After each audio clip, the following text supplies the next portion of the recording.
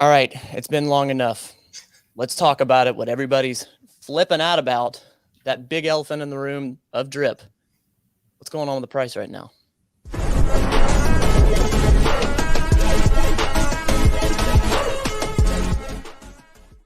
Is the sky falling? We're going to dive into that question. If you're familiar with drip, if you're familiar with what's going on in the ecosystem, there's a lot happening. If you're new to the show, thank you for sliding by. My name is Matt, and this is Potter. We run this here channel. We build financial power. Every Friday and Thursday, 10 Eastern, we do a live show talking about this crazy world of crypto and DeFi. Fridays, we have been dripping into the concept of this one project that we are both all about, and it is called drip. If you're new to that concept of drip, it is deemed the first deflationary coin that is out there. And right now, the price has been dropping for about a month straight. And we recently did a video where we talked about the price does not matter. It means nothing. And in our opinion, it is only a secondary benefit to drip because of the tokenomics of how this thing works. Thank you for sliding by. If you're a regular, good to see you again. Potter has all the brains, and I am sort of learning this process. Well, she's got a lot of brains. That's for dadgum sure. I appreciate that, but Mister, you got a lot too. I'm a newbie in this world. I'm learning, and Potter's sort of taking me under her wing. She's also learning as well. So let's dive into today's concept, what everyone in the drip community is talking about. What the heck's going on with the price? Why is it dropping out the sky? Right. So let's take a step back, right? Let's say, who is baby Satoshi? I call him Forex Shark. And the reason that, not to throw accolades at somebody who doesn't deserve it, but when Bitcoin came out, it was improved upon by Satoshi. He didn't create, the first cryptocurrency or first crypto asset. He improved upon it. And I kind of feel that's what Forex has done. And what we're seeing is he's kind of evolving. Yep. And so for those who are kind of new to drip, or you just found this, it is March 11th, 2022. So take it for what it is whenever you get to this video. But baby Satoshi, Forex, he started off creating a token on the Ethereum network called REAP. And Forex Shark, he created Drip, this platform that is Drip. If you don't know Satoshi or Satoshi Nakamoto, he was claimed to be the person that made Bitcoin. Fire away. Yeah, he improved upon it and wrote the white paper. And so Ethereum got really expensive. So Forex decided to create this other site. It's called Silo. It had Rake and it had BREAP on it. And Rake still hasn't done anything, but Rake is supposed to have, it's supposed to start like this year, supposed to be something, but BREAP is being used right now by Drip. But still, before Drip, BREAP and Rake weren't necessarily what they are now. And so Drip was really Forex's coming of age project. He improved upon something, a mechanism that was created by Bank Teller. That's another show. Okay. And he helped to make it better. He stopped some exploits, not code exploits, but people exploits that could be done, and he made it better. And he launched it, and it's been exactly what it is. It's a very successful platform. It's the reason why I retired. Forex's program, it just works. A lot of people like what Potter's doing right now is sort of diving into the history of Forex, but I think a lot of people at the surface are like, why is the price dropping though? Like, why is the price dropping? And I think a lot of people have already said, people are jumping into Forex's other projects that he's doing, such as the animal farm. And there's a lot of attention around that. So they're pulling profit from Drip going into that. But do you feel like that's the only thing that's happening that's causing that? No, we can talk, I call it, I kind of call it kerfluffle week. Okay. And that is, the past week where Animal Farm, that was supposed to be a layer 2/layer 3 I'm not even sure Okay. what the layers are, other than layer 1, intro, layer 2, pretty much past intro, layer 3. Okay, we got a system. That's the way I look at it. But when you look at Animal Farm and you say, okay, he created almost perfection with drip, and now he's growing, and the Animal Farm out of the gate, it's not, he was improving upon a bunch of things that are available in other dApps, as he revealed in all of his AMAs. Okay. So putting that amalgamation of all of that information, all of those objects, there's just so much that can go wrong. And I think he's got a small team. And so you should have expected this. And this is what we're saying, in DeFi, there is no customer support, right? You're getting into a very high risk area. And that doesn't mean that he gets off, he can do anything. However, for those of us who've been around a long time, we expect it. And we also expect him to do the one thing that we don't see a lot of devs do, which is stick with it. Yeah.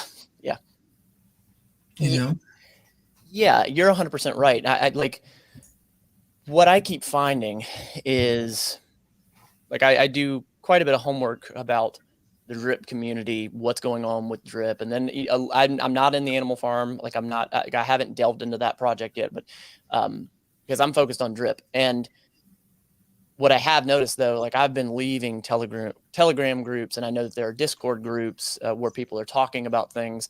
And I see quite a bit in comments and videos. And there is a lot of misery loves company and brewing the conversation of why is the price dropping and things are falling out of the sky.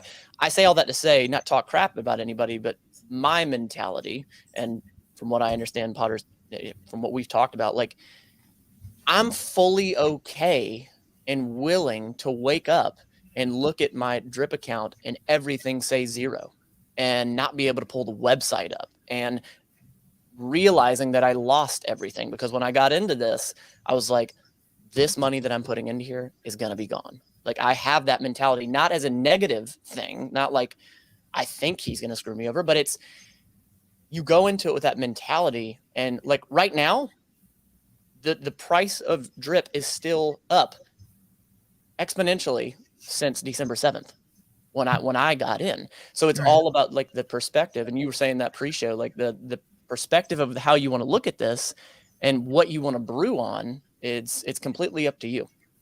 Right.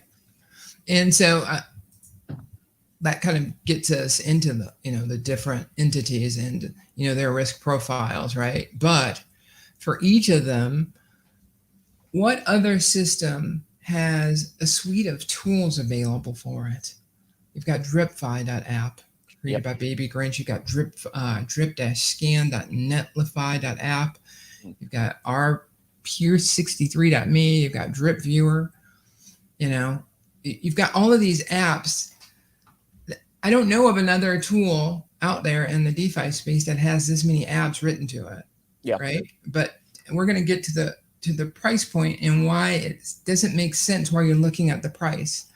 Okay. And with those dApps, you're saying, like, because obviously they're useful, you can use those, but it also gives you the ability to track what the price was, like what's your point on those dApps though? Like, they are useful.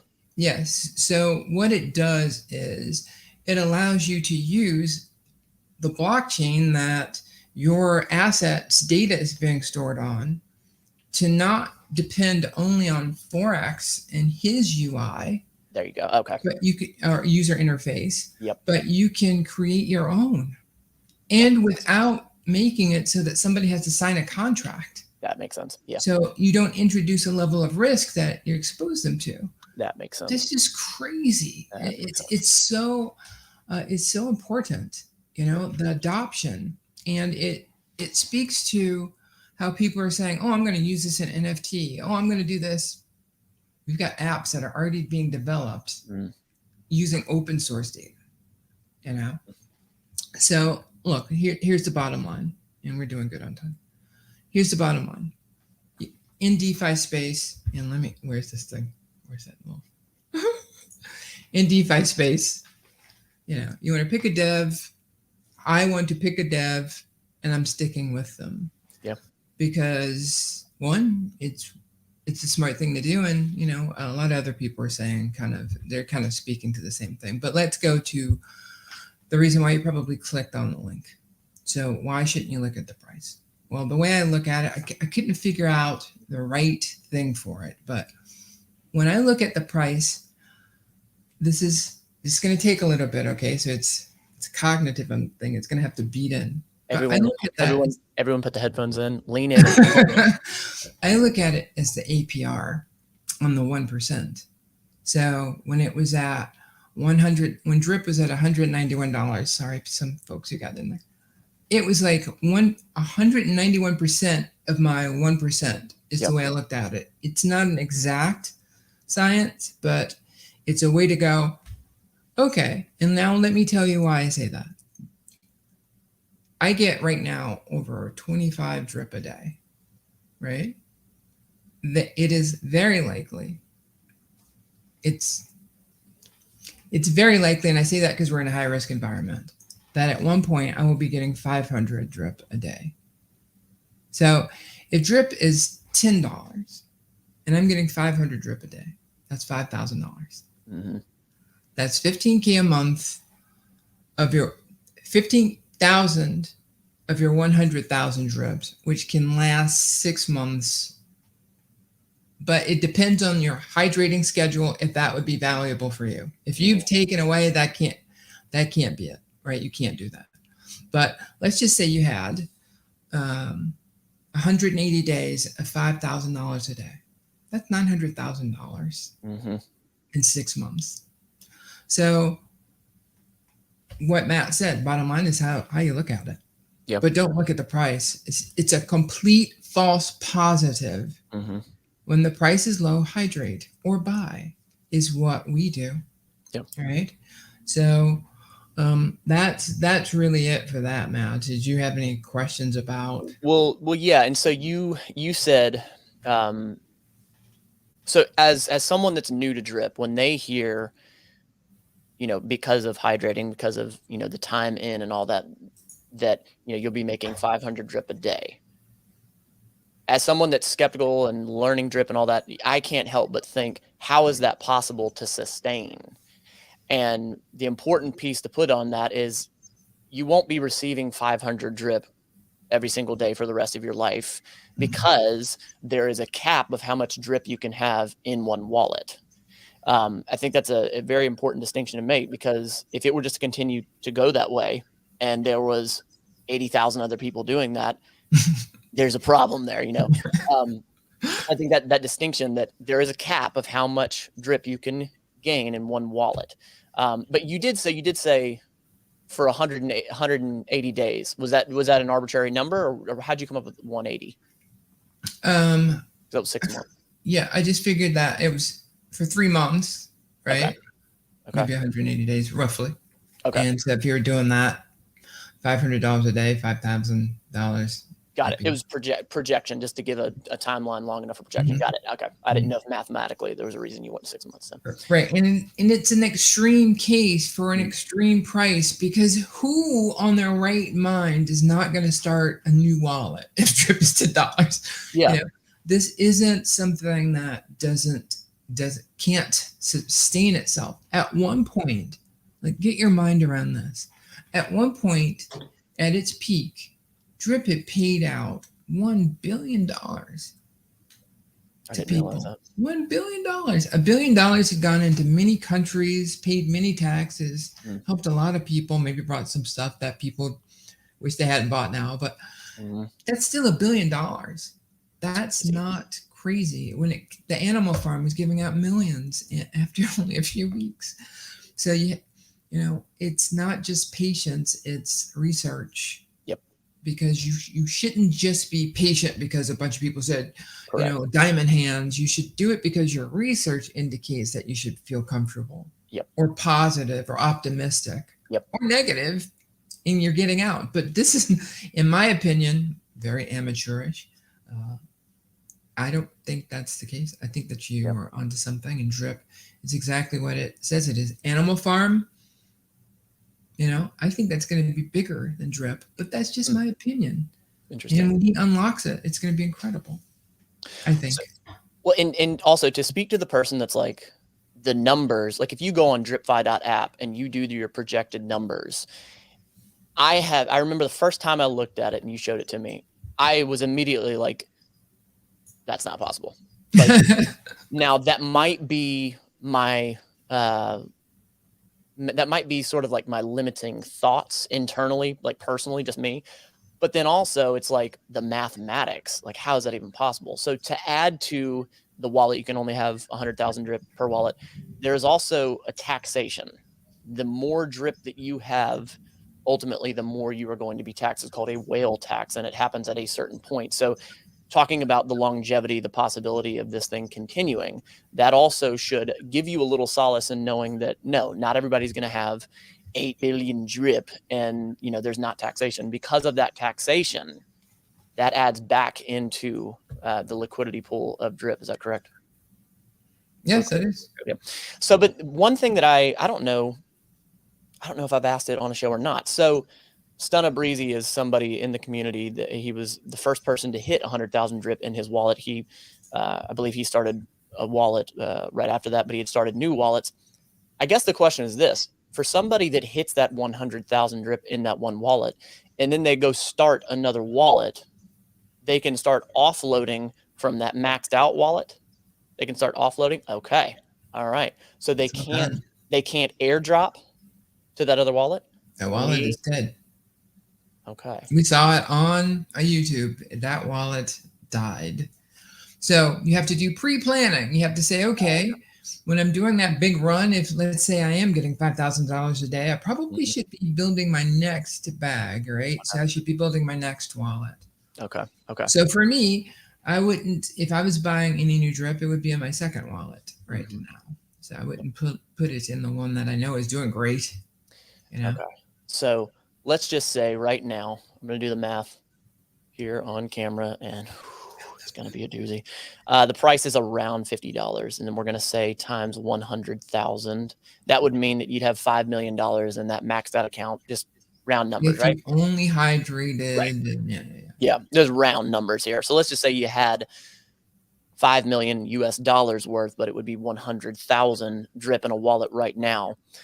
You cannot just offload it into another wallet. The only thing you have the ability to do after you've hydrated, if you've hydrated all that, is claim the certain amount until that wallet is completely dead. Yeah, until you get to 100,000. Right. So, wait. So even when you hit 100,000, you can't even claim. I know you can't hydrate, but you can't even claim anymore. You're saying it didn't look like it. Stunna Breezy, he went. As a matter of fact, he got a rehydration or a price change happened that gave him too much, and it literally cut down his balance. Yep. That was crazy. That was awesome. It was trippy to see him do that. Check him out just to see it, because it was literally history in the making. It was quite interesting to say the least. So those are the things, that's where my head goes to when it comes to the price and all that. And another thing, you look at the history of what's happened to drip, and it's not the first time it's gone down. This is now the third major time. And from a micro standpoint, I can't imagine how many ups and downs it's had. And you look at any asset in DeFi, crypto, traditional money, there has never been an asset, never will be an asset that constantly goes upward and to the right, just a straight line. That's never going to happen. Not real. No. So adjusting your mentality is huge in these moments, and winters make winners. Ooh, I like that. Did you make that up? I maybe. I like that. Winters make winners. That's true. Back to Potter. So real quick, because we're almost at 20 minutes here. So I wanted to talk about the longtime influencers, and that's not to throw shade at anybody. I've watched some people who are brand new on the scene, and they've made a huge impact to the community because they've given them a voice where they can't find a voice. So, shout out to all the new people. But this is for the long-time people. And the first one I want to bring up, because it has a link back to our show with Humble Ape, is Ray. What's going on, guys? Bullish. He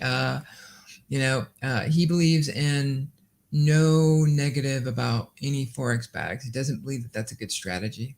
He's a good guy, under attack, because people feel that, you know what, you should have more of a balanced opinion. That's your opinion. The Superman among all drip is Stunna. Everybody loves Stunna. He just, at one point, Stunna was, he would promote other things other than drip. And he was a huge Hex person. Is it Rex? Hex? I think Hex. That's what I've heard him say. Yeah. And he was a millionaire before drip, but he just got out of it. He was like, you know what? I'm just promoting drip, and he's a drip maxi now. And then there's SK Crypto K, who is pro Forex, but he is more diversified with the other two. We'll talk about Bank Teller on one show, but he's still a drip maxi, and he's very realistic. The other one we give a shout out to because he is long term. He quit his job before I quit my job, and congratulations to his new baby. But he's Easy Step, and he's who our wallet, our show wallet for drip, is linked to.